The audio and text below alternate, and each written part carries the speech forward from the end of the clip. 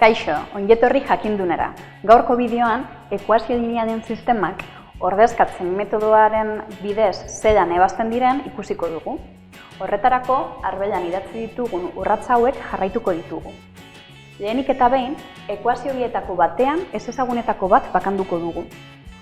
Ondoren, beste ekuazioan, bakandutako ezezaguna ordezkatu.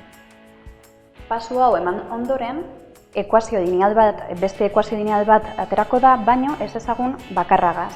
Beraz, ekuazio hori ebatziko dugu eta isa edo y-aren soluzioa edukiko dugu. Laugarren urratsa lortu dugun soluzio hori lehenengo pausuko ekuazioan ordezkatuko dugu. Eta azkeneko ekuazio hau ebatziko dugu. Ikus dezagun adibide honekin. Sistema honetan bi ekuazio ditugu, bi isa gehi y-a berdin lau eta hiru isa gehi bi berdin 5. Lehenengo urratsa, ekuazio bietako batean, ezezagunetako bat bakantzea da. Zelan aukeratzen dugu bakanduko dugun ezezaguna. Ahal izanaz gero, -1 edo bat koefizientea duen ezezaguna bakanduko dugu, bai? Ze modu horretan, ondoren egin behar ditugun eragiketak errazagoak gertatuko zaizkigu.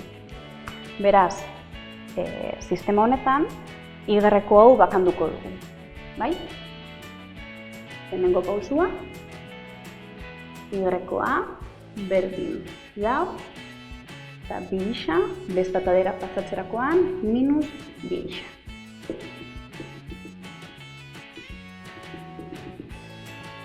Bigarren urratsa. Beste ekuazioan, bakandutako ezezaguna ordezkatu. Hau da, y-ko honen ordez, adierazpen algebraiko hau idatziko dugu. Beraz, hiru isa gehi bi bider lau minus bi isa berdin 5. Esan bezala, ekuazio hau ezezagun bakarra dauka.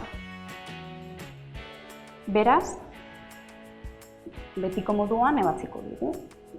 Bi bider lau 8, bi bider minus bi isa, plus bider minus, bi bider bi isa, lau isa, berdin 5, isak atal batean, ekuazioaren beste atalean gaiazkeak, eragiketak egin,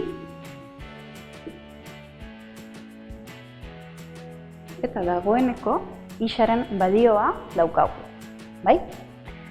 Hirugarren urratsa ekuazioa ebatzi eginda dugu eta laugarren urratsa ezezagunaren balioa, gure kasuan isa berdin 3, lehenengo pausuko ekuazioan ordezkatu.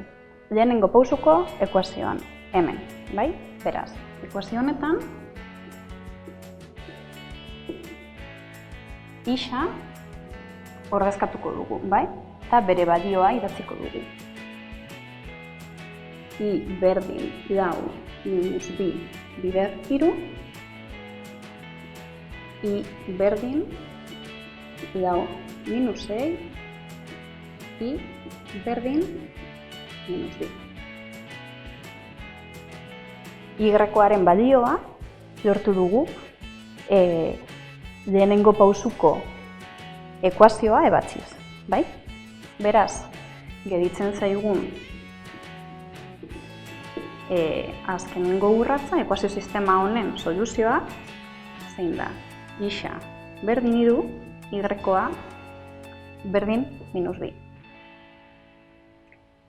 Eta hauxe izan da guztia, gogoratu, bai web orrialdean eta YouTubeen jarraitu jakindun.